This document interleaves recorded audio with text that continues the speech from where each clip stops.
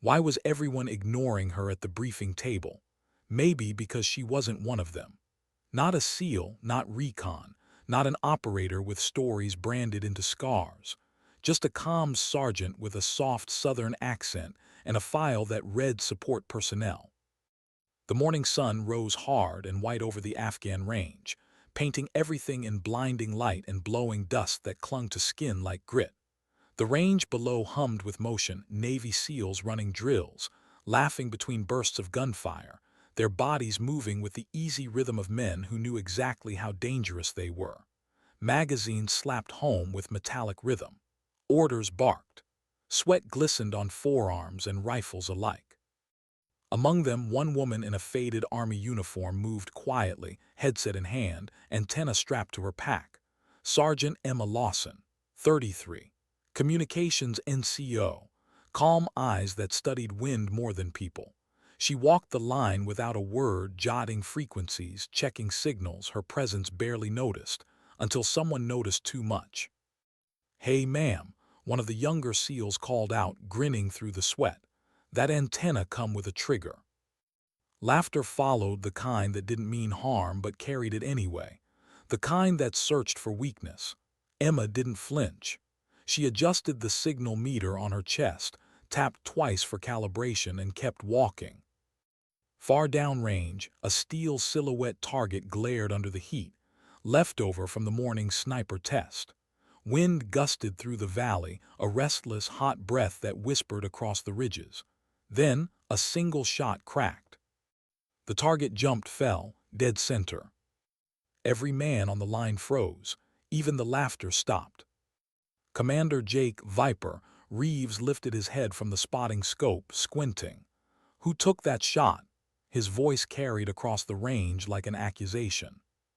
No one answered.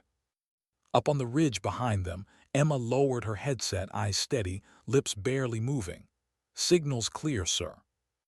Reeves blinked toward her silhouette, small against the glare.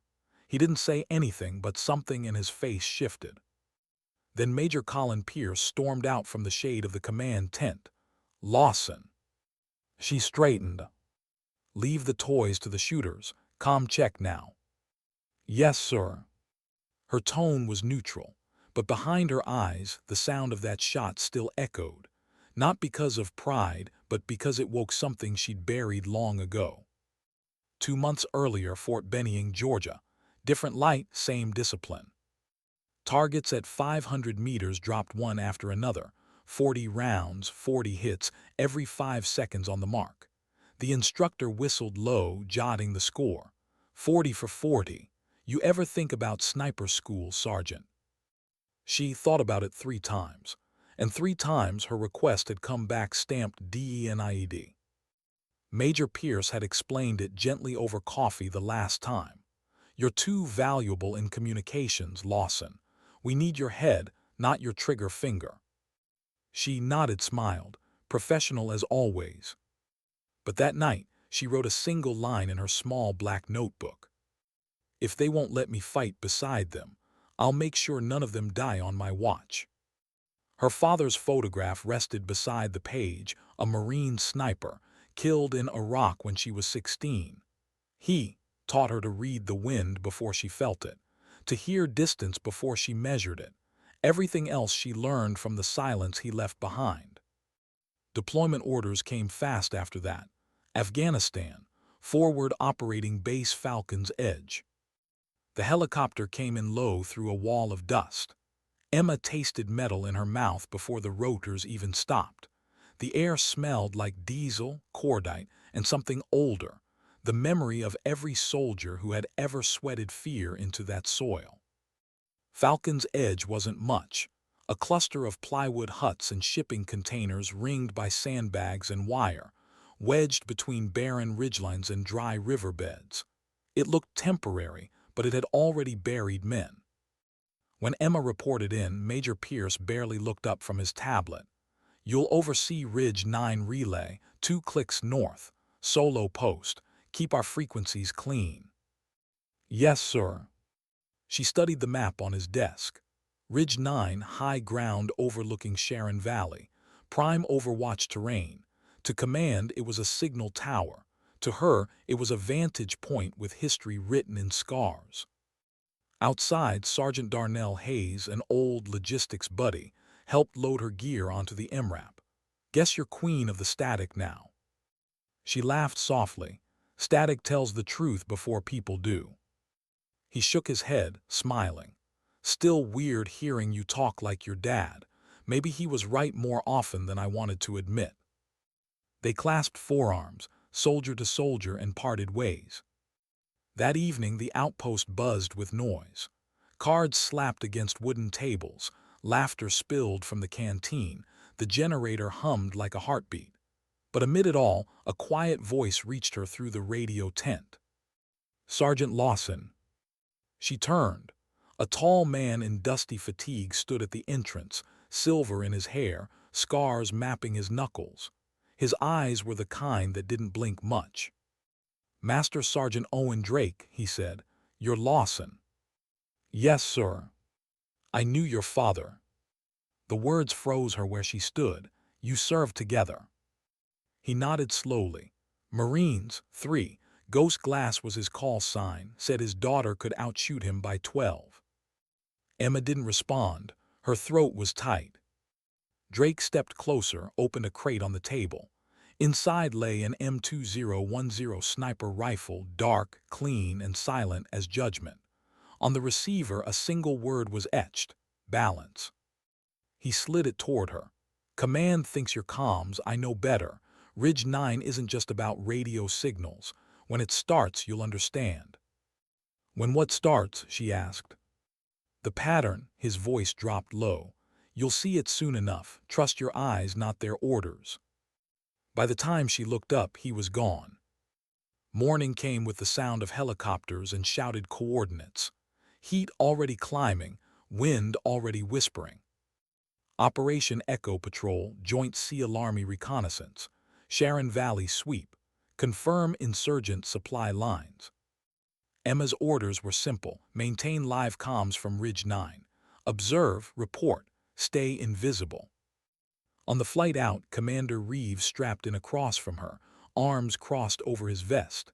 "Just keep our radios alive, Sergeant." "Yes, sir." He grinned, half mocking, half respect. "You ever been shot at?" "Once," she said. "Didn't care for it." He laughed, but she didn't. By noon, she reached Ridge 9, a scar of rock and wind overlooking a valley so wide it seemed to breathe. She pitched her small comms tent, calibrated the relay console, checked her maps, and waited. Her world shrank to static, signals, and silence. Hours passed. The hum of frequencies became familiar, almost comforting, until she caught something wrong. A faint foreign transmission, buried beneath static. Old encryption, Soviet pattern, too organized for civilians. She manually triangulated the source. The signal bounced between the valley floor and the cave lines near Sharon. Someone down there was listening. She logged it, reported to command. Pierce's reply came curt over the line. "Probably local chatter. Stay on task." But that night she saw it again, flashes of light in the valley. Deliberate, measured, 3 short, 1 long, code. She wrote it down anyway. Dawn broke clean. Echo Patrol moved out. 6 SEALs, 2 scouts, 1 interpreter. "Ridge 9, this is Echo. Comms check." "Read you 5 by 5, she answered. "Wind out of the west 8 knots. Visibility clear." "Copy Ridge." Silence, then static. An hour passed, then another. The sun climbed higher, shimmering across the dust like oil. Emma logged weather, frequencies, signal strength, and then, through the faint hiss of the console, she caught it. Gunfire. Broken shouts, Reeves' voice cutting through interference. "Contact, multiple positions, we're pinned." Then nothing. Emma switched channels, increased gain, tuned to the emergency band. Distortion, fragments of words, then silence again. She grabbed her scope and looked down into the valley. Through the shimmer of heat she saw it: movement, shadows darting between rocks, muzzle flashes along the ridge opposite the SEAL patrol, coordinated, precise. Not random insurgents. A kill zone. Her pulse thundered. "Command, this is Ridge 9, she said, breath steady but fast. Echo Patrol taking heavy fire. Coordinates." Pierce's voice cut in. "Comm interference. We'll re-establish link shortly." "Sir, I have eyes on active contact." "Lawson, do not interpret field transmissions. Stay in your lane." The channel went dead. She stared through the scope. Reeves' team was boxed in. Wind 8 miles per hour west to east. Range 1,100 meters. Her hands went to the rifle case. Drake's words whispered back, "Trust your eyes, not their orders." She broke the seal, assembled the weapon. The familiar weight steadied her breath. She settled into prone position, cheek against the stock. Through the reticle, she found them, a PKM machine gun team setting up behind a boulder, lining the patrol in their sights. "Forgive me, sir," she whispered. Her finger found the trigger. The rifle cracked, one single, perfect thunderclap across the valley. Through the scope she saw the gunner fall. His partner scrambled, second shot, silence. In her headset, Reeves' voice came through ragged. "Who the hell took that shot?" Emma didn't answer. She chambered another round, scanning for the next threat. When the dust finally settled, Echo Patrol limped back with 2 wounded alive. From base, Pierce's voice broke through again. "Lawson, report." "Calm and stable, sir. Ridge 9 holding." "Stay at your post. We'll debrief tomorrow." She stared out across the valley, her valley now. And for the first time since arriving, the silence felt like peace. That evening, the wind softened. The light bled gold over the ridges. Somewhere below, laughter carried faintly from the SEAL tents, men alive because she hadn't followed an order. Emma closed her logbook and whispered to no one, "Signal clear." And in that moment, the war felt quiet. Why did silence feel heavier than gunfire? Maybe because silence left space for guilt to echo. By nightfall, the valley was still. The comms tent hummed low. Emma sat under the faint light of her lantern, cleaning the rifle in deliberate motions, careful, methodical. The steel caught reflections of her trembling hands. She told herself it was just the adrenaline leaving her system, but deep down, she knew it wasn't that simple. Every soldier understood consequence. Every action left a trail, one that command would follow. And in her case, the trail was clear as that clean bullet hole through steel. Footsteps approached, voices. She snapped the rifle case shut, straightened her uniform. "Sergeant Lawson," Major Pierce's voice came sharp as barbed wire. "In my tent, now." She followed him down the dirt path, boots crunching over gravel. The outpost buzzed with whispers, bits of rumor, fragments of awe. Support girl dropped hostiles from a mile out. No way, no sniper assigned. Then who? Inside the command tent, the air was thick with heat and tension. Commander Reeves stood near the table, arms crossed, eyes steady on her. Pierce didn't sit. "You fired without authorization," he said. Emma met his gaze. "I engaged hostile fire threatening U.S. personnel." "You are not a marksman," he snapped. She paused, then softly, "Then maybe the wind was." Reeves almost smiled, but didn't. "Those shots," he said instead, "saved 6 men. Whoever took them knew exactly what they were doing." "That's not the point," Pierce barked. The tent flap shifted. Another figure entered, Master Sergeant Drake, his expression unreadable, his voice calm. "Maybe that's exactly the point, Major." Pierce's jaw tensed. "You gave her the weapon, didn't you?" Drake's eyes never wavered. "I gave her the chance to do what command wouldn't see." "You violated protocol." "I've broken worse rules to save good soldiers." The air between them thickened. Pierce looked from one to the other, fury held in check. "Get out, both of you." They did. Outside, the wind had cooled, carrying the faint scent of dust and cordite. The camp was quiet, that rare kind of quiet only war zones knew, the fragile peace between battles. Reeves caught up to her near the generator. "Next time," he said, voice low, "give me a heads up before you decide to save my life." She managed a faint smile. "Next time don't need saving." He chuckled once, tired. "Deal." Then he turned back toward the barracks, leaving her standing alone under a foreign sky that had seen too many ghosts. The next few days passed in uneasy calm. Officially, nothing had happened. No mention in reports. No acknowledgement. Unofficially, everyone knew. Ridge 9 had become legend. They called her the ghost on the ridge. Men whispered the story in the chow tent, between games of cards, around ammo crates. A sniper no one saw, a shot no one heard until it saved them. Emma kept her head down, fingers on the radio dials, eyes on the valley. But every time her headset crackled, she could feel the weight of their glances. Respect or fear, maybe both. Drake stopped by her outpost 2 days later, carrying a thermos of coffee. "You're holding steady," he said. "Trying to," she answered. He looked at her gear, perfectly arranged. "You still logging the valley every night?" "Every light, every shadow." "Good." He sipped the coffee, eyes scanning the ridgeline. "Command still pretending nothing happened?" She gave a dry smile. "They pretend real well." He chuckled. "Pierce will try to bury it. He's a by-the-book man. Doesn't like ghosts in his reports." She turned toward the valley, the wind brushing her face. "My father used to say silence is the best disguise. Nobody questions what they can't explain." Drake studied her for a moment, something heavy in his expression. "You remind me of him more every day." She didn't answer, didn't have to. By the end of the week, new orders came. Night patrols, increased radio sweeps. Intelligence chatter hinted at organized movement in the valleys, not just insurgents but coordinated units trained.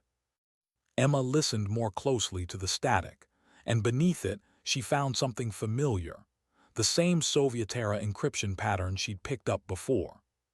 She logged it, reported it again. Pierce didn't even look up from his tablet. "Probably intercepted from Pakistani border channels. Keep your focus on our frequencies." "Yes, sir." But when night fell and the generator lights flickered out one by one, she saw it again. Across the valley floor, tiny, deliberate flashes. 2 short, 2 long, 3 short. Code. She copied the pattern into her notebook. Deliberate, coordinated. By dawn, her suspicions hardened into certainty.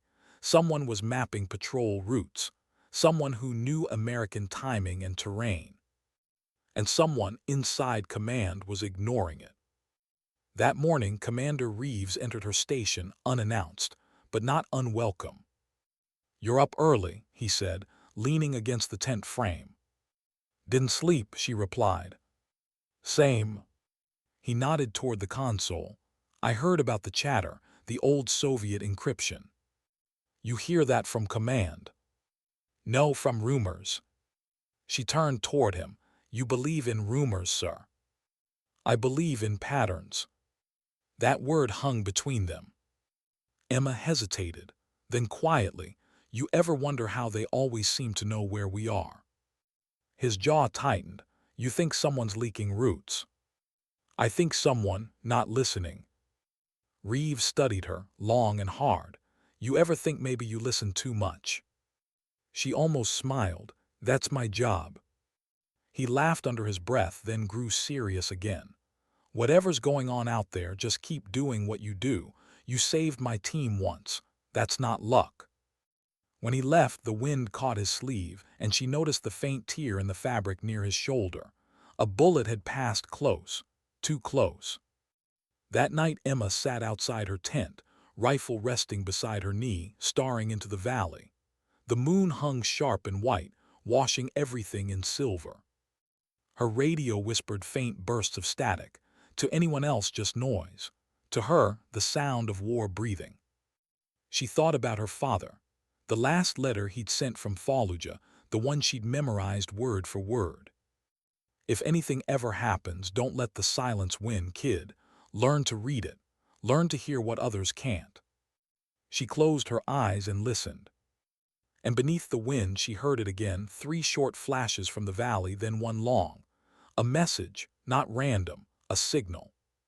She wrote it down, then looked toward the horizon and whispered, "I hear you." The following morning brought a new set of briefings. Operation Javelin, a 3-patrol sweep of Sharon Valley's outer sectors. Captain Mitchell briefed the teams, pointer tracing neat red lines on the map. Predictable routes, predictable timing. Emma stood in the back, arms folded, saying nothing. When she asked to review comms coordination in person, Pierce shut her down instantly. "You'll receive post-top data, Sergeant. Your job is communications, not tactics." "Yes, sir." Reeves glanced back from the front of the room, frustration written across his face. But he couldn't speak up either. Rank was a wall that even loyalty couldn't climb. Later that evening, she sat at her workbench, tightening the bolts on her rifle stand. Drake appeared in the doorway, quiet as always. "Orders." "Stay quiet, stay on task," she said without looking up. He nodded slowly. "Then you'll probably have to break them." She met his gaze, and for a moment, neither of them spoke. The unspoken truth sat heavy between them. At dusk, she logged her final entries, frequency steady, winds calm, visibility clear. Then she wrote a single extra line in her notebook, something she hadn't written since Fort Benning. "Trust your eyes." She placed her father's photo beside it, the edges worn smooth from years of folding and unfolding. The sound of distant rotors rolled through the valley, 3 helicopters lifting off with the patrols. Their lights blinked against the horizon like embers drifting into the dark. Emma watched them until they were just points of light. Somewhere deep down, she already knew the valley wasn't done yet. And when the time came, neither was she. That night the wind changed. It came from the east, the direction where her father had once fought, and where she would soon be forced to decide what kind of soldier she truly was. The stars shimmered cold above Falcon's Edge, indifferent to the lives below. In her tent, Emma sat with her headset on, listening not to the noise but to the silence between signals. And for the first time in weeks, she whispered something out loud. "Dad, I think I finally understand what you meant." The static hissed softly back. And she smiled. Just once. Why did she feel like the mission was already over before it began?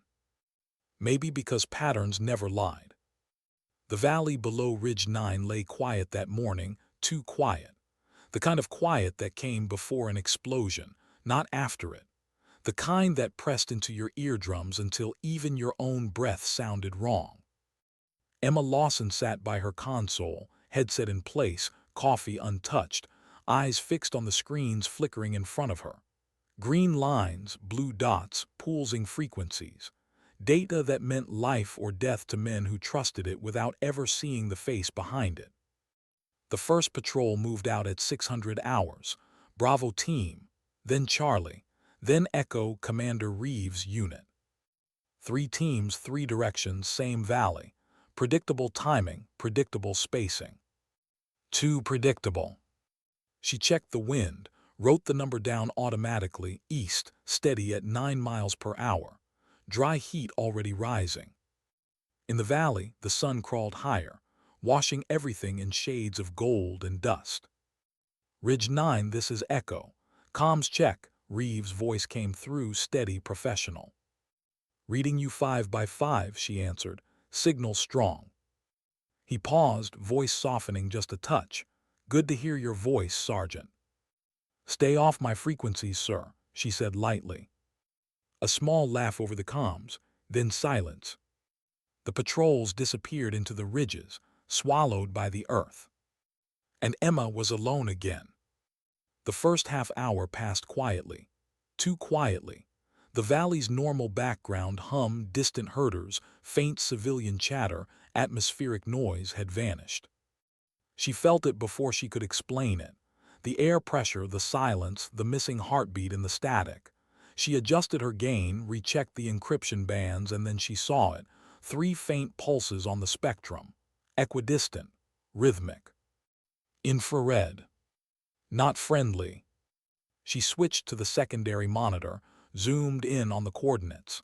3 separate light sources, synchronized and pulsing in a repeating pattern. They weren't random, they were communicating. She adjusted her scope and peered down the valley. Through the shimmer of heat, she caught movement, faint, disciplined, deliberate. Men, dozens of them. Not local fighters, too coordinated. Her stomach turned cold.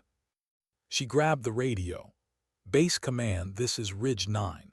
Confirm multiple signals, infrared active movement near Sharon Valley Sector 9. Possible ambush staging. Static, then Pierce's voice clipped and controlled. Maintain radio discipline, Sergeant. Patrols are proceeding as planned. Sir, this isn't random. Stay in your lane, Lawson. The channel went dead. She slammed her hand down on the table. The coffee cup toppled, spilling across the map. Patterns, always patterns. She switched to the encrypted frequency Drake had shown her, the one no one else knew existed. Advisor, this is Ridge 9. Confirming enemy staging activity, multiple groups moving towards sectors 8 and 9. Looks like an ambush net forming. Drake's voice came back low and grave. Copy 9, you sure? Positive. He was quiet for a beat. Then, command's planning javelin too soon. They don't see the pattern yet. What do I do? You do what you always do, Sergeant. Trust your eyes. Her pulse pounded. Sir, that's not an order. No, he said softly. It's survival. The line went silent. By 6:45 hours, all 3 patrols were deep in the valley. And then the world broke open. The first crack of rifle fire echoed off the rocks, then another, then 20. Her headset flared alive, overlapping voices, chaos, confusion. Charlie team under fire. Contact left, multiple shooters. Bravo pinned at the wadi. Emma's hands moved on instinct, flipping channels, scanning coordinates, trying to isolate signals. Her training took over, even as her heart stuttered in her chest. She tuned into Echo's frequency. Reeves' voice came through, sharp and strained. Ridge 9 were still moving, taking sporadic contact, requesting confirmation of Bravo's position. She traced the signal, her fingers trembling over the keyboard. Bravo's 200 meters east of you. Don't go near the old well site. Repeat, do not. A thunderous blast cut her off. Static screamed in her ears. Then a voice faint, broken. Bravo, Bravo's gone. Repeat, ambushed. Emma's throat closed. She opened a new channel. Command, this is Ridge 9. Bravo and Charlie both under coordinated attack, requesting immediate air support. Pierce's voice returned, flat and cold. -9, patrols will complete objectives, maintain observation. Sir, they're walking into a kill zone. That's an order, Sergeant. Stay silent. The comms clicked off. She stared at the console, at the empty channels, the dead frequencies. For a long second, she didn't breathe. Then she whispered, "To hell with your lane, sir." Her scope found them again, the valley floor where chaos had broken loose. Dust clouds, fire bursts, figures running, falling, shouting. She saw Reeves' team pinned behind a ridge of broken rock, outnumbered. Every movement of the enemy was methodical, flanking fire, cutting off retreat paths. It wasn't random, it was coordinated. Someone had fed the enemy their routes. A mole. Emma's heart clenched. She switched back to the encrypted band. Advisor 9, they're in it. Every pattern I mapped is active. Whoever's feeding them intel, they're using our channels. Drake's voice came back grim. Then it's worse than I thought. What do I do? You already know. She closed her eyes. The words she'd written at Fort Benning flashed in her mind. If they won't let me fight beside them, I'll make sure none of them die on my watch. She took a breath. Echo, this is Ridge 9, she said, switching frequencies. Reeves came through panting. Go ahead. 7 prepared enemy positions ahead of your route. They know you're coming. You're sure? Positive, coordinates inbound. He didn't hesitate, understood, adjusting formation. Down below, she saw his men change course, breaking off the main trail, sweeping into higher ground. For a moment it worked. Then another burst of fire erupted from the right flank. Charlie team's signal flared, then cut out. Charlie's gone dark, she whispered. Oh God. She rechecked her scope, desperate for movement. Then she saw its small, dark holes scattered along the valley walls, tunnels, firing positions, dozens of them. Her chest went cold. They're inside the rock. She grabbed her radio. Command, this is Ridge 9. Confirm insurgent tunnel network in Sector 8, ambush grid overlapping all patrol routes. No response. Command, acknowledge. Nothing. She slammed the headset down. And then through the static, another voice. Reeves. Ridge 9, we're pushing north, taking fire from the bell tower in Kana village. Her stomach dropped. Kana. The same village she'd seen flashing signals from weeks ago. The same sniper's nest. She swung her rifle toward the village. Through the lens, she found it instantly, the broken mosque tower, half buried in sun. Inside, movement, a glint of glass. She magnified. A man, calm, steady. A sniper. He was aiming down at Reeves' team. Her pulse slowed to a single, heavy rhythm. Command, I have visual on enemy sniper, elevated position, range 1,200 meters. Requesting clearance to engage. Static. No answer. Command, confirm authorization to. Pierce's voice finally came through, sharp as a knife. Negative, Sergeant, hold position. Sir, I have visual on active hostile engaging U.S. personnel. Do not fire, that's an order. The line went dead again. Emma's hand hovered over the rifle. Her father's voice came back to her, quiet as the wind. Wind before you feel it, kid. Breathe before you aim. She set her cheek against the stock, exhaled. Range 1,247 meters. Wind 9 mph, left to right. Elevation drop 200 feet.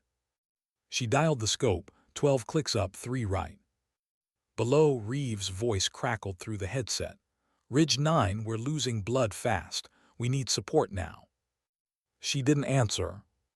Through the scope, she saw the enemy sniper shift, lining up the shot. Calm, professional. He didn't know he was already in someone else's crosshairs. Emma squeezed the trigger. The rifle cracked, the sound rolling like thunder through the valley. Through the lens, she saw the man jerk backward and vanish into shadow. Silence followed, a silence deeper than anything she'd ever heard. Then over the comms, Reeves' voice, stunned. Who took that shot? No one answered. Up on Ridge 9, Emma lowered the rifle, whispered, signal clear. 15 minutes later, air support arrived, too late for the fight, right on time for the cleanup. Bravo and Charlie, battered, wounded but alive. Echo, saved by one impossible shot from a woman who wasn't supposed to shoot at all. By nightfall, every unit at Falcon's Edge had heard the story. A ghost sniper, a shot through the wind. And somewhere between rumor and truth, Emma Lawson became something else entirely. Not just support. A soldier who saw what others missed and acted when others waited. That night she sat by her console, hands still trembling, staring out at the valley. For the first time, she didn't feel invisible. She didn't feel like static. She was the signal. And deep down, she knew this wasn't over. Because patterns always came back. And the next one, she could already feel it forming in the wind. Why did victory always feel like loss? Maybe because every life saved carried the shadow of the one that could have been lost. That night the desert wind blew strange, soft, restless, uneasy. Falcon's Edge lay quiet, the kind of quiet that came only after chaos had drained everything human out of it. The air smelled of burned cordite, diesel, and antiseptic from the field tents. Emma Lawson walked back toward base alone, rifle case slung over one shoulder, headset still around her neck. Her boots sank into the dust with each step, marking a trail that would be erased by dawn. Helicopters landed in waves, blades chopping the dark. Medics shouted, stretchers clattered, and beneath it all the whispered question rippling through every corner of the outpost. Who took that shot? She kept walking, expression unreadable, heartbeat steady now that it was all over. But inside something else churned, a mixture of pride, guilt, and something she didn't want to name. By the time she reached the command tent, the whispers had already turned into rumors. The shot came from Ridge 9. Support girls got eyes like a hawk. Hell, maybe ghosts do exist.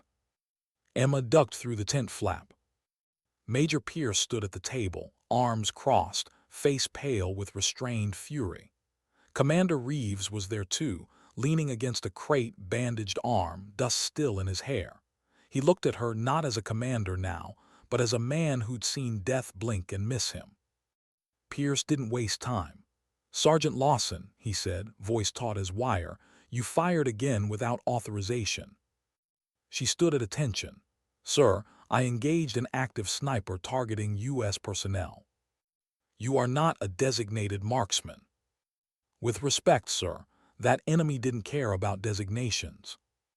Reeves stepped forward. "Sir, those shots saved half my team. Whoever pulled that trigger knew exactly what they were doing." "That's not the issue," Pierce snapped. Drake's voice came from the doorway. "Maybe it's exactly the issue, Major." Pierce spun. "You again." Drake stepped inside, calm as stone. "I gave her that rifle because I knew command wouldn't see what she could." "You violated procedure." "I've broken worse rules to keep soldiers breathing." The silence that followed felt like a knife drawn slow. Pierce's nostrils flared. "You'll both answer for this." Drake didn't blink. "You can put it in your report. Just make sure to list the names of the men still alive because she disobeyed." Pierce's jaw flexed, but he said nothing. Finally he hissed, "Get out, both of you." Drake turned to Emma. "You heard the man." They stepped outside. The night was cool now, moonlight sharp against the wire fences and sandbags. Reeves followed them out, exhaustion softening his face. "Next time, remind me to buy you a drink before you decide to save my life again." Emma allowed a small smile. "Next time, don't make me." Drake smirked faintly. "Don't count on it." Reeves looked between them. "They'll try to bury this." Drake nodded. "Let them. Truth has a way of climbing out of graves." They parted ways, each vanishing into different corners of the base. But the silence they left behind lingered longer than gunfire ever did. The following morning, official statements began circulating. None mentioned her name. None acknowledged the ridge. The report listed it as air support strike, even though everyone on the ground knew the first shot came before the jets ever arrived. Emma sat outside her tent, cleaning her rifle again, methodically wiping each piece until it gleamed. Not out of vanity, out of ritual, out of something she couldn't let go. The shot replayed in her mind again and again. The breath before, the stillness after. The moment the world narrowed to the size of a single heartbeat. That was the thing about perfect shots. They didn't make noise, they erased it. "Still haunted?" Drake asked, approaching quietly.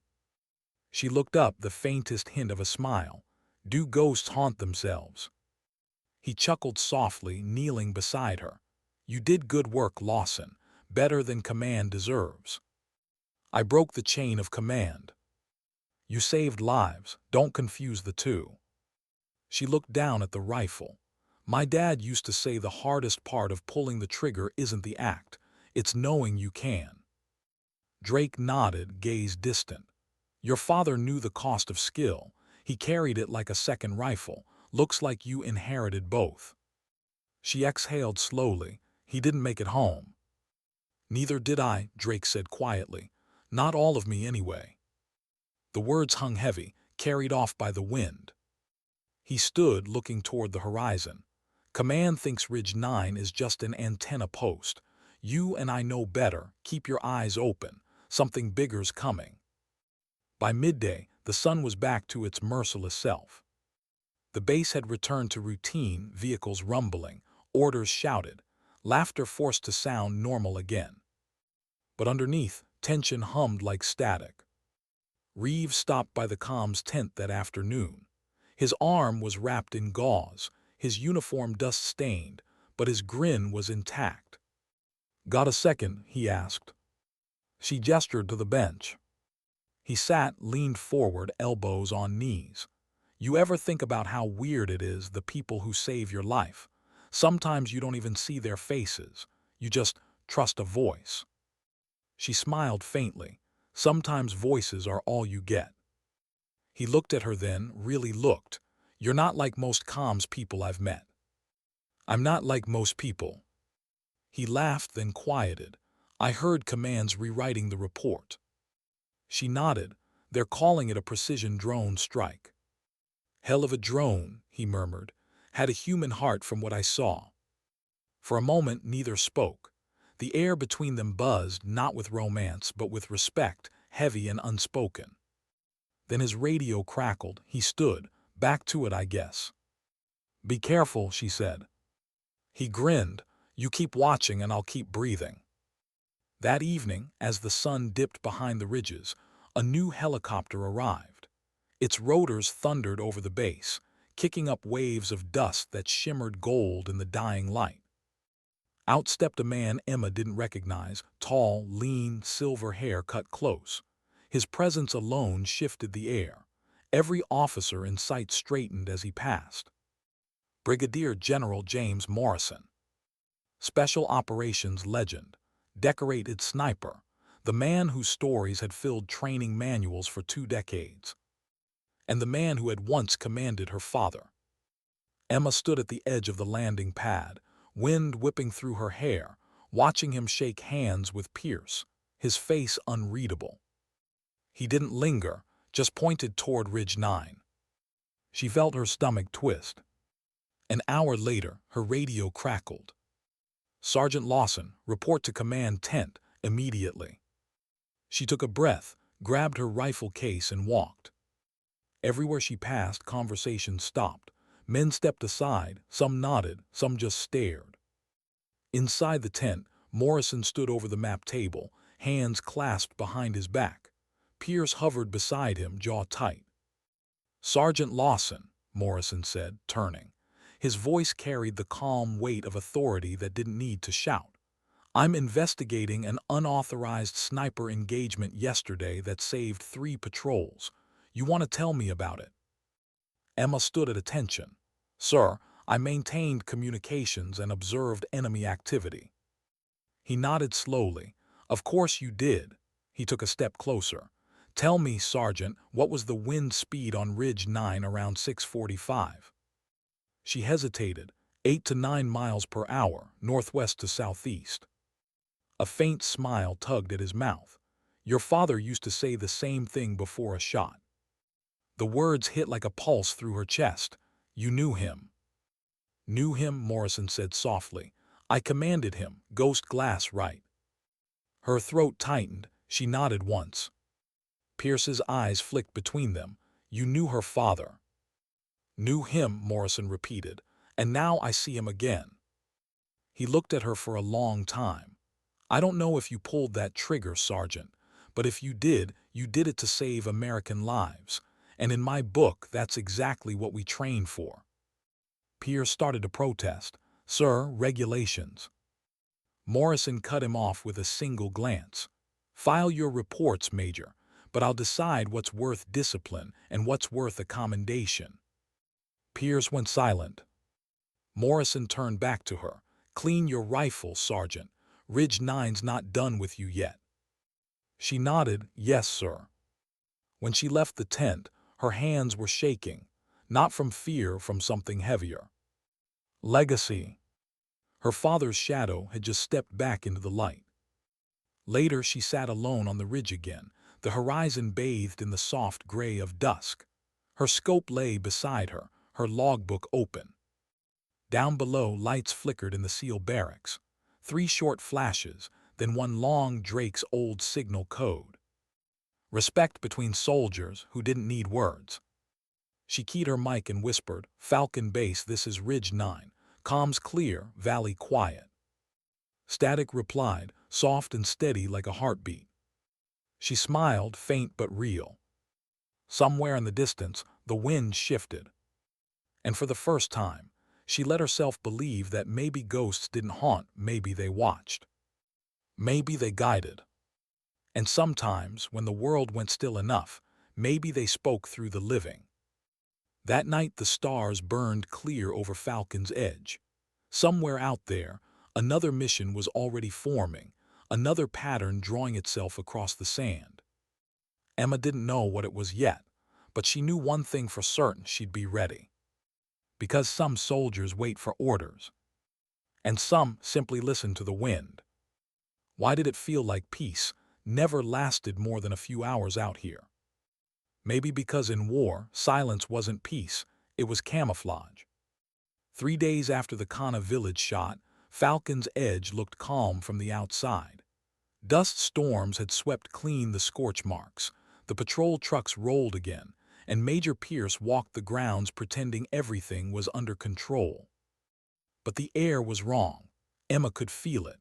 The way soldiers lowered their voices when Morrison walked by. The way messages started arriving half-coded, half-delayed. The way the night guards scanned the ridges like they expected something or someone to return.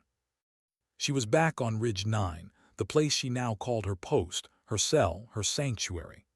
The comms station hummed softly, her scope gleamed, and the air carried that dry electric smell that came before trouble. Morrison had spoken to her only once since the debrief, just 4 words. "Stay ready, Sergeant Lawson." She didn't ask what for, she just knew it wasn't over. That evening, Drake appeared again. No announcement, no salute, just a presence at the edge of her tent like a ghost who hadn't decided if it wanted to be seen. "You're hard to find," he said. "You taught me to be." He chuckled, that gravel tone of his softening. "General, been asking questions. Command doesn't like it." "They never do." He stepped inside, closing the flap behind him. Morrison's building something, off the books. Thinks someone inside Falcon's Edge is leaking mission intel. Emma's hands froze over the keyboard. A mole. Drake nodded. The kind that costs lives. Bravo and Charlie didn't walk into that kill zone by accident. Her stomach tightened. Pierce. Maybe someone higher. He slid a small encrypted radio onto her desk. "The general's orders, your eyes on the ridge again. But this time, you're not just watching insurgents. You're watching us." She stared at him. "Internal surveillance." "Unofficially," he said. "You see movement, signal, anything that doesn't match our channels, you log it and send it to Morrison direct." She leaned back, folded her arms. "So, you want me to spy on my own base?" Drake met her gaze. "I want you to see what command can't or won't." Her throat felt dry. "What happens when I do?" "Then you decide what kind of soldier you are." He left the tent, his shadow stretching long against the fading light. Emma looked down at the new radio, black, unmarked, heavy with implication. Then she looked at her father's photo on the desk. He'd been a sniper too, a ghost before her, a man who'd once said, "Trust no silence that feels too easy." She switched the radio on. The hum it gave off wasn't like normal static, lower, almost like breath. Hours passed, night fell. Falcon's Edge slept uneasily below. From her ridge, Emma watched the lights flicker, the rhythmic sweep of patrol lamps, the faint orange glow of cigarettes behind sandbags, the small routines that made soldiers feel safe in unsafe places. Then through her scope, She saw something that didn't belong. A single figure moving outside the perimeter. Too smooth, too steady, not one of theirs. She zoomed in. Camouflage pattern, American. But the rifle slung over the back wasn't standard issue. The man stopped near the radio antenna, her relay tower, and knelt. His hand disappeared into the control box. Emma's pulse kicked. She keyed her mic. Falcon Base, this is Ridge 9. Confirming unknown personnel near relay station, grid 2219, possible sabotage. Static. Her comms went dead. The console lights flickered, then went dark. Someone had cut her connection. She reached for the rifle instinctively, sighted down the scope again, but the figure was gone. The relay tower stood alone, silent, lifeless. Then faintly, she saw the light, a tiny flicker in the valley below, deliberate. Too short, one long. Signal code. Not enemy, not random. Message. She grabbed her logbook, scribbling the pattern, T47. The old NATO short code, meaning intel compromised. Her hands shook. Whoever that was, they weren't an intruder, they were warning her. Or testing her. By dawn, the tower was back online. Morrison himself arrived at Ridge 9 by helicopter, boots hitting the dust with the weight of a man who didn't waste seconds. Report, he said simply. Emma saluted, then recounted everything, the figure, the relay tampering, the code. Morrison listened, expression unreadable. Could have been a friendly, he said finally. Then why cut the line? He looked out toward the horizon, eyes narrowing. Because someone wanted to see how fast you notice. Sir, you were being tested, Sergeant. I needed to know if the instincts your father saw in you were still there. Emma frowned. You sent him. Morrison's gaze turned hard. I sent no one. Silence fell. He pulled a small drive from his pocket and slid it across her table. Encrypted intercepts. Picked up off Falcon's Edge channels last night. Origin unknown. I want you to triangulate. She nodded. Yes, sir. Morrison turned to leave, then paused. One more thing, Lawson. You ever wonder why your father's file ended at Fallujah, but his service record did? She blinked, sir. He looked at her, not with command, but with something almost like regret. He worked under me on an operation that never made it to paper. He died protecting the coordinates to a signal cache, same encryption the enemy's using now. Her voice barely rose above a whisper. You think this leak is tied to him? Morrison didn't answer. Find the source, then we'll talk about ghosts. The helicopter lifted off, leaving her alone again in a storm of dust and questions. The next 72 hours blurred into exhaustion. She barely slept, barely ate, just traced signal paths, filtered transmissions, cross-referenced every pattern. And then she found it. A recurring transmission ping, originating not from the valley, but from inside Falcon's Edge. Specifically from the Secure Operations Tent, Major Pierce's sector. Her stomach dropped. She recorded the log, encrypted it to Morrison's channel, and sent the data packet. Then she waited. The reply came an hour later, not from Morrison, from Drake. Stay put, do not act, the general's en route. But her instincts screamed otherwise. Something was happening down there. She grabbed her rifle and looked through the scope. The base was restless, soldiers moving faster than normal, headlights cutting through the haze, trucks being loaded. Then she saw him, Pierce, walking toward the satellite-link trailer, a folder under his arm. A flash drive glinted in his hand. And behind him, Reeves approaching fast, hand on his sidearm. She keyed her headset static again. Someone was jamming her signal. The console flickered, then went black. She was blind. Down below, Pierce turned at the sound of Reeves' shout. The argument started, gestures sharp, heated. Emma couldn't hear the words, but she saw the shape of them. Pierce pointed toward the ridge, her ridge. Then he reached for something inside his vest. Reeves reacted instantly, grabbing his wrist. For a second, both men struggled.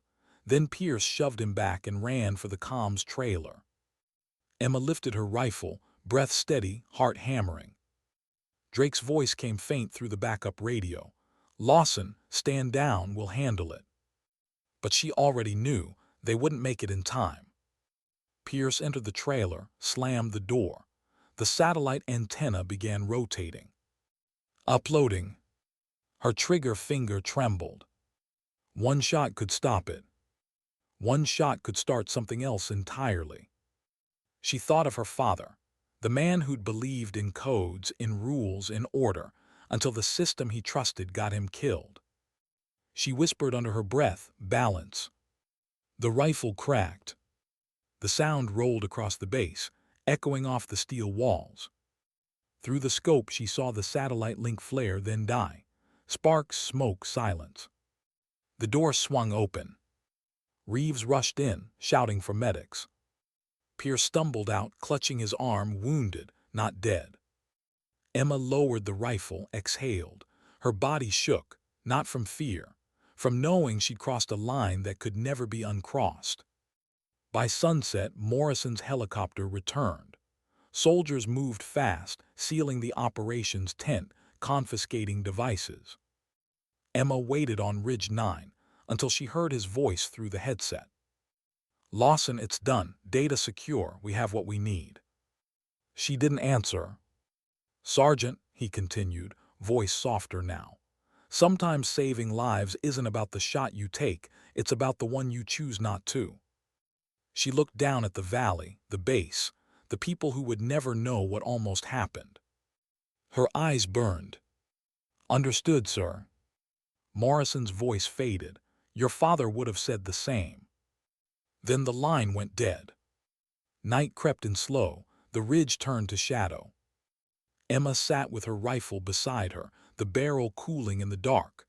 Her hands were steady again. Below, Falcon's Edge glowed like a cluster of tired stars. In her logbook, she wrote her final note of the day.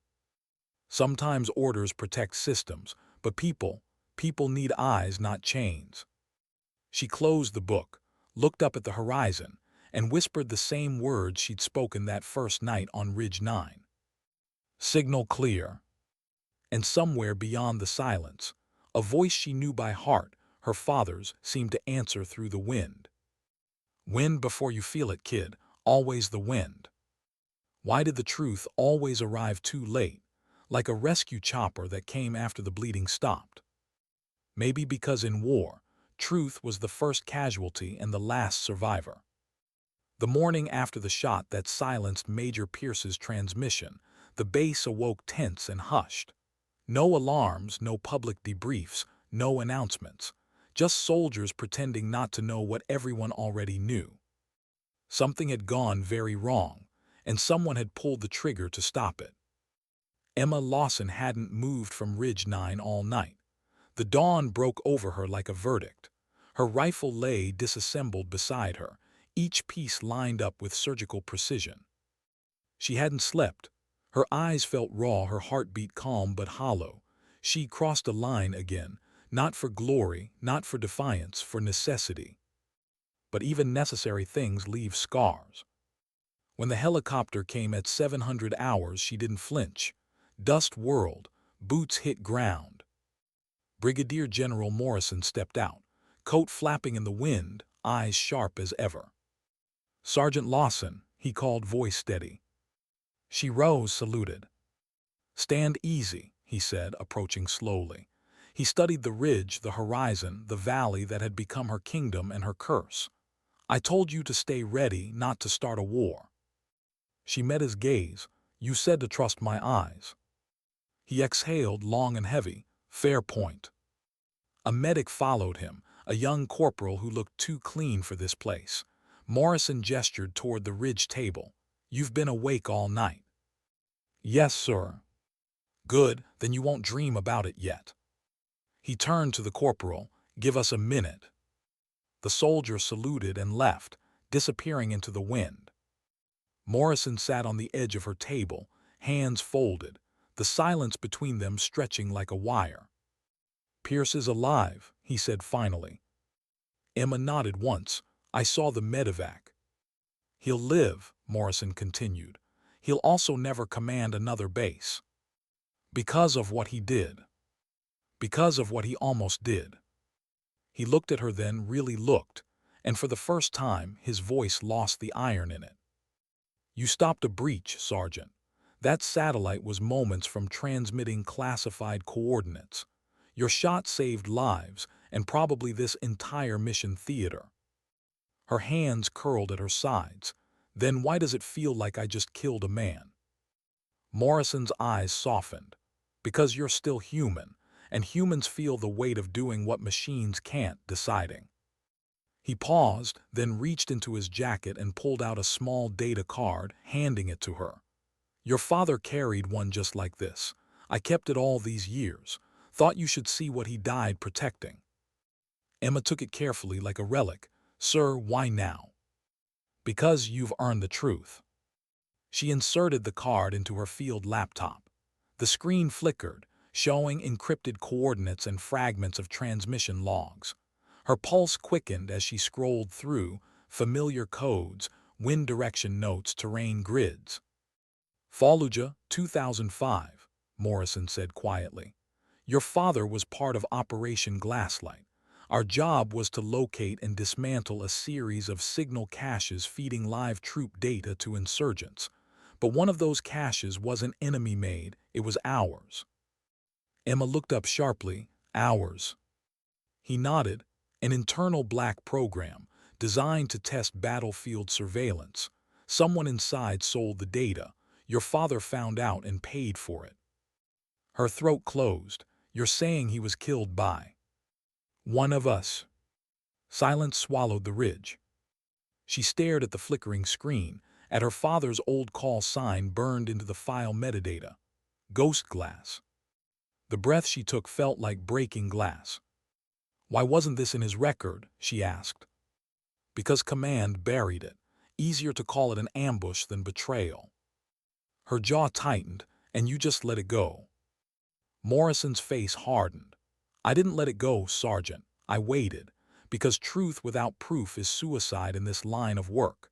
Pierce's data confirms the same encryption pattern your father uncovered 15 years ago.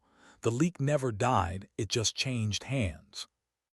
Emma stared out over the valley, the desert wind cutting across her face. "Then this place, Ridge 9, was built on the same grid," Morrison said. "Same frequency alignment, same blind spots. You weren't assigned here by accident." She turned back to him, anger mixing with realization. "You set me up." "I positioned you," he corrected, "because you were the only one who could see it." She laughed softly, bitter, tired. "You used me as bait." Morrison didn't deny it. "And you flushed the snake out." She looked away, gripping the edge of the table until her knuckles went white. "You sound just like him." "Your father." "No command." Morrison was silent. Then he said quietly, "You think I don't carry ghosts too?" His voice had changed, lower, older. "I gave that man his last orders. I sent him out knowing it might get him killed. Every time I see his daughter holding a rifle, I wonder if that's his revenge or his legacy." Emma's eyes burned. He wouldn't have wanted revenge. "No," Morrison said softly, "but he would have wanted truth." Hours passed after Morrison left. The ridge lay empty again, wind whispering through her hair, the world too big and too quiet. Emma played the files again, reading every detail, every line of her father's last logs. His handwriting in the metadata tags, his shorthand for coordinates, his last line. If they won't listen to the signal, maybe they'll hear the silence. She closed the laptop. For a long time she just sat there. The sky darkened, the sun bleeding into the mountains, and all the years between Fallujah and Falcon's Edge collapsed into one endless pattern. Her father hadn't died in chaos. He died in betrayal. And she just helped uncover the same enemy, wearing a different uniform. That night Reeves came up the ridge. He didn't announce himself, just appeared beside her, hands in his vest pockets, eyes scanning the horizon. "Base looks different from up here," he said quietly. "It always does when you survive it." He gave a small smile. "Heard the general's pulling out tomorrow." "Yeah. He taking you with him?" She shook her head. "Not yet." He studied her for a moment. "You okay?" "Fine." "You're lying." She gave a soft, humorless laugh. "Comms training, we're all good liars." He sat beside her. For a long time neither spoke, just the wind and the hum of distant generators. Finally he said, "You know, before this deployment I didn't think about the people behind the signals. We just assume someone's always there, watching, listening. Never imagined she'd be the one saving our lives." Emma looked at him. "It's not about saving anyone. It's about making sure the right ones make it home." He nodded. "Still sounds like saving to me." A long pause. Then he asked softly, "You ever think about going home?" She looked toward the horizon where the mountains swallowed the sun. "Home's a strange word. I've been trying to find it since I was 16. Reeves exhaled slowly. "Then maybe this is it." She smiled faintly. "A tent on a ridge full of ghosts." He looked at her. "Maybe home isn't where it's quiet.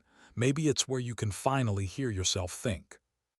For the first time that day, she didn't feel like the air was pressing on her chest. When Reeves left, she stayed on the ridge. The stars were brutal tonight, too many, too bright, like holes torn through heaven.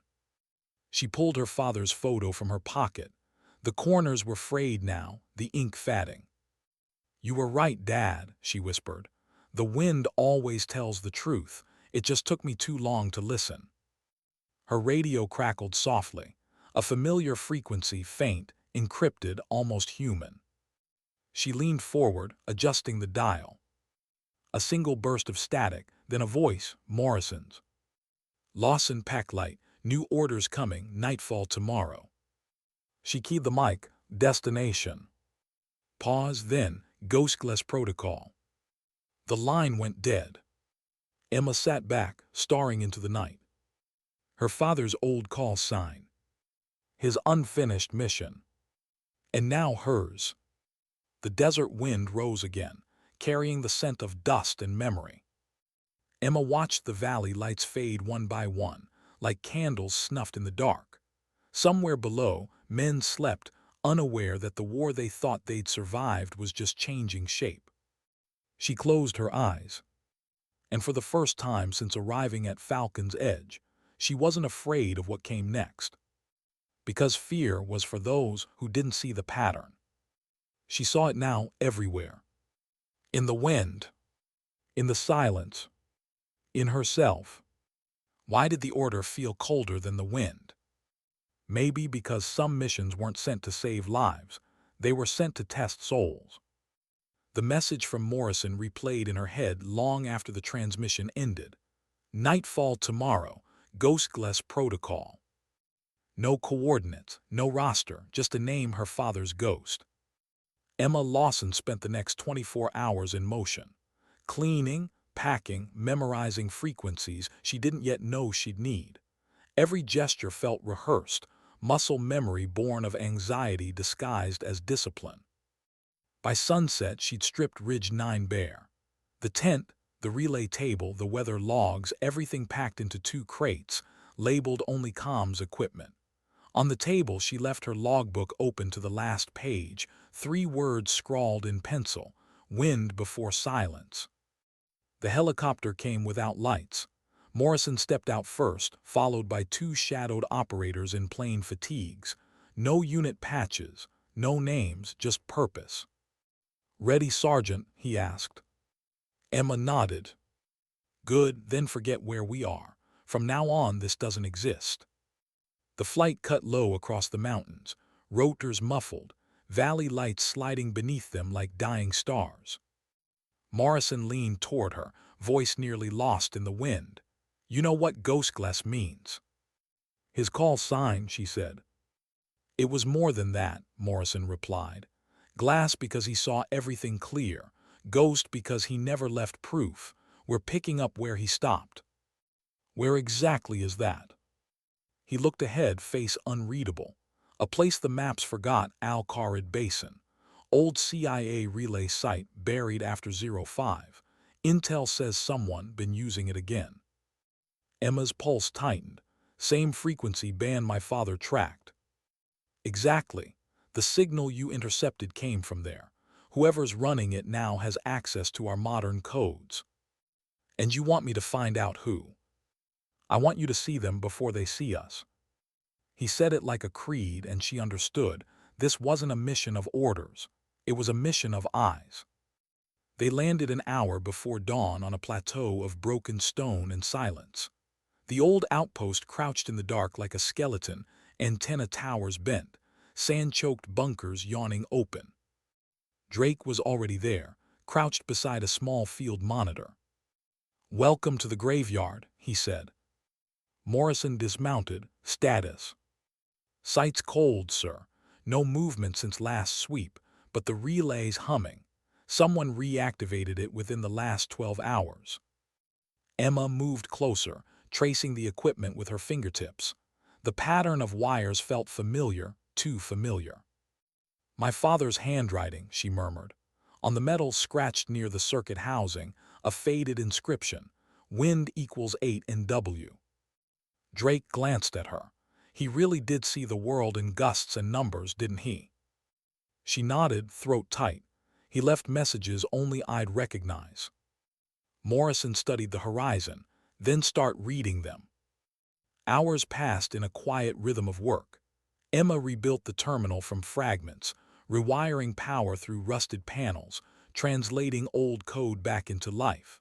When the screen finally flickered on, a single data stream began scrolling, coordinates, timestamps, and encrypted call signs repeating every 6 minutes.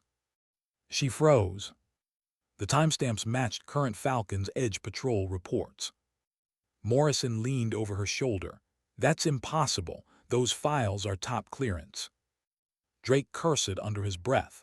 Someone's mirroring live operations through this antique rig. Emma expanded the log. Each file bore a digital signature, CG01. She whispered, "Command Ghost 1." Morrison's expression hardened. "That's a Pentagon oversight tag. Whoever's behind this isn't insurgent, they're ours." The words dropped like stones into silence. Drake broke it first. "So what's the play, sir?" Morrison looked at Emma. "You tell me." She hesitated, then said quietly, "We trace the uplink back. Follow the ghost." They set up a portable antenna and began triangulation. The feed led east, across the basin, through a canyon riddled with wind tunnels. A signal stronger than expected, alive, pulsing, waiting. They moved out on foot at dusk. The terrain swallowed sound, every step muffled by sand and ash. Morrison walked point, Drake rear guard, Emma between, the familiar rhythm of trust and tension. Halfway through the canyon, her headset crackled, faint whispers cutting through static. Not enemy chatter, her father's voice.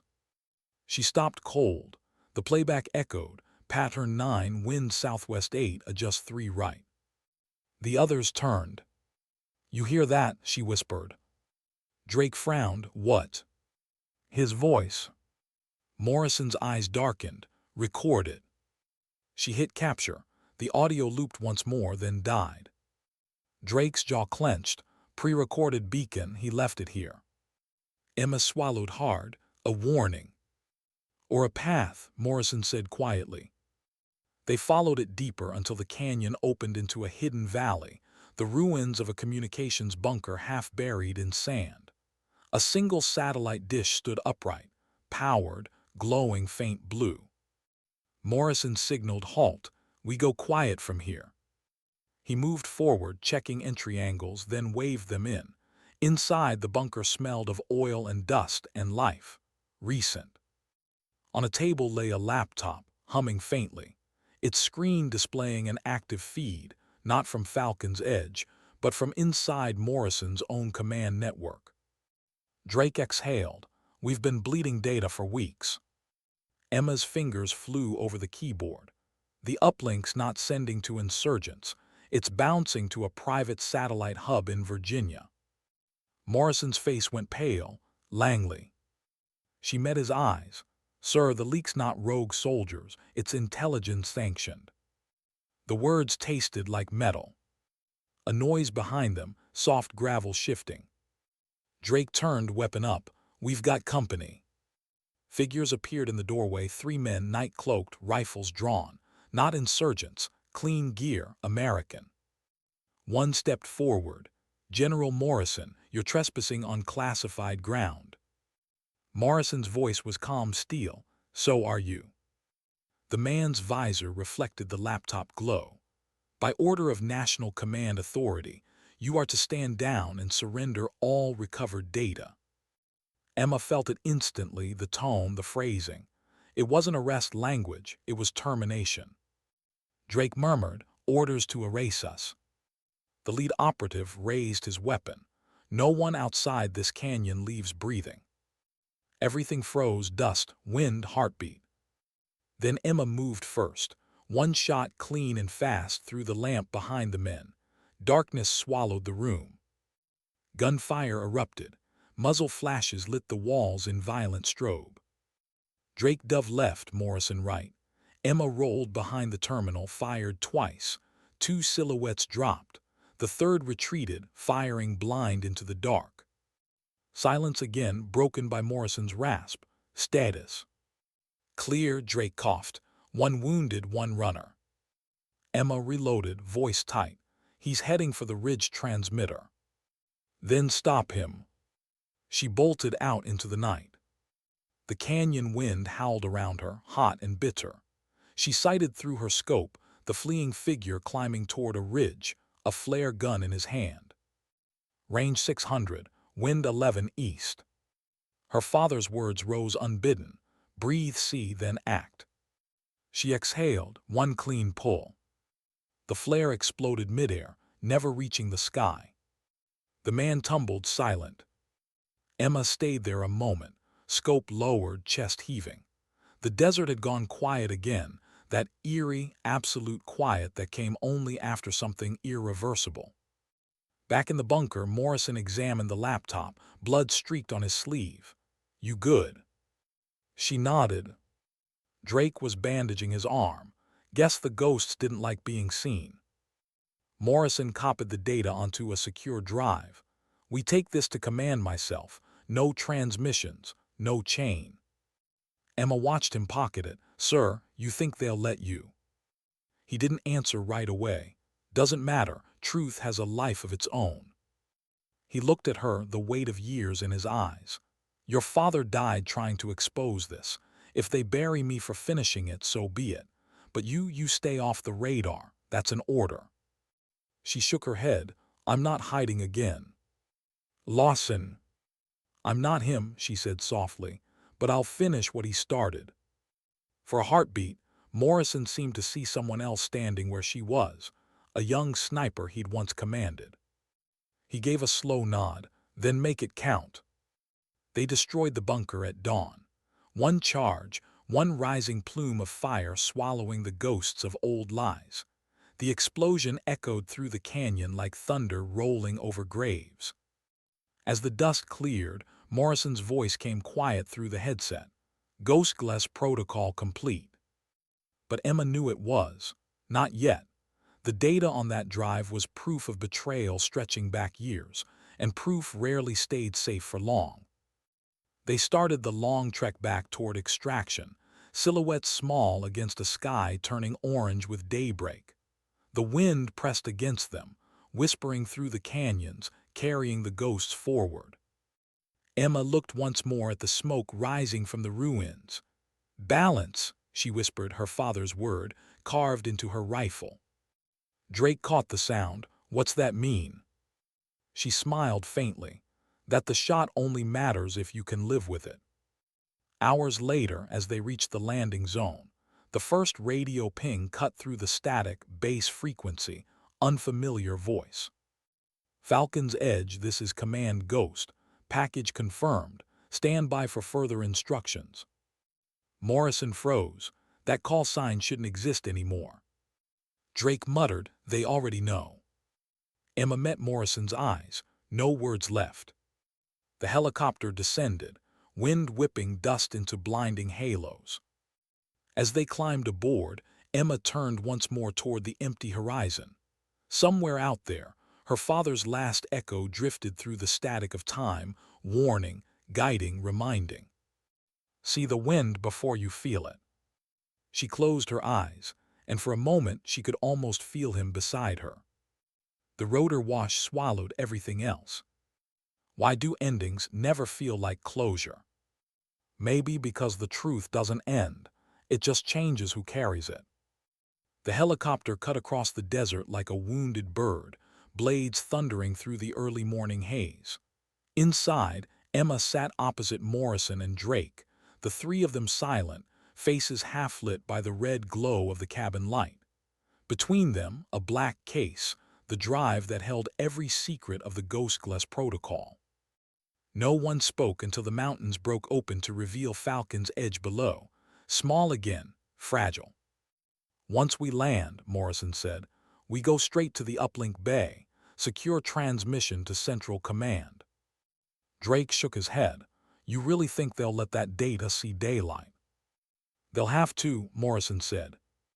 Emma studied him. You're still playing by rules written by the same men who erased my father. Morrison met her eyes. I'm giving them one last chance to prove they're worth obeying. She wanted to believe him, wanted to believe that the system her father had died trying to fix could still choose honesty. But she'd lived too long on the ridge to believe in clean choices. Falcon's Edge looked different when they touched down. Quieter, too quiet. Soldiers moved in hushed urgency. Eyes followed them, then looked away. Reeves waited by the pad, gear half-strapped, face drawn. He met Emma's gaze with unspoken warning. Base been on lockdown since you left, he said. Pierce's replacement arrived at dawn, whole command structures shifting. Morrison frowned. Replacement. Colonel Ashford came in on a bird-marked inspection team, but half the crew's intel boys. Drake muttered, they're here for the data. Morrison's jaw set. Then let's not keep them waiting. They entered the command tent under a sky the color of sandpaper. Inside stood Colonel Ashford, tall, clean, eyes like cold glass. Around him, a handful of suits who didn't belong in a combat zone. General Morrison, Ashford said smoothly, you've been busy. Finishing what your office started, Morrison replied. We recovered the uplink data. It proves the leaks came from an internal program. I'm aware, Ashford interrupted, and you'll hand that drive over to my team. Morrison didn't move. With respect, Colonel, I'll transmit it myself. Ashford smiled, a practiced expression without warmth. That won't be necessary.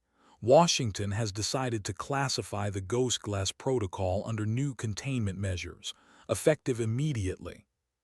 Emma felt the air shift, that subtle, suffocating kind of silence that smelled like betrayal before it spoke its name. So you're burying it, she said quietly. Ashford turned to her. Sergeant Lawson, you're out of your depth. No, she said. I'm standing exactly where my father died trying to stand. The room froze. Ashford's expression flickered a small, involuntary twitch. Morrison stepped forward. You knew her father, didn't you? Ashford's silence answered. Drake's hand drifted near his sidearm. You killed him. Ashford didn't blink. I executed a containment order. He went rogue with classified material, same as you're about to. Morrison's voice dropped to a growl. He died exposing your leak. Ashford's gaze hardened. You really think anyone will believe a ghost story and a disgraced sniper? Emma stepped closer. Then let's test it. She lifted the drive from the case and slammed it into the command console. Screens around the tent came alive. Maps, intercepted signals, authorization logs. Her father's signature codes. Pierce's transmissions, the entire lineage of betrayal projected in blue light across the walls. Ashford lunged toward the panel, shut it down. But Drake had already drawn his weapon. Don't. The room erupted in chaos, shouts, safeties clicking off. Morrison's voice cut through like thunder. Everyone stand down. The screens continued flashing, data spilling like confession. Faces of the suits turned pale. Too late now, the truth was out. Even if they cut the power, a dozen remote relays were already mirroring the feed. Emma had built that failsafe herself. Ashford looked at her with cold fury. You think this changes anything? Command will disavow all of you before the next sunrise. Maybe, she said, but ghosts don't need permission to haunt. For the first time, he seemed afraid. That night, Falcon's Edge burned with nervous energy. No alarms, no gunfire, just the invisible shock of power changing hands. Morrison's transmission reached Allied command before the blackout order hit. Copies of the data now sat in 3 separate encrypted vaults, immune to deletion.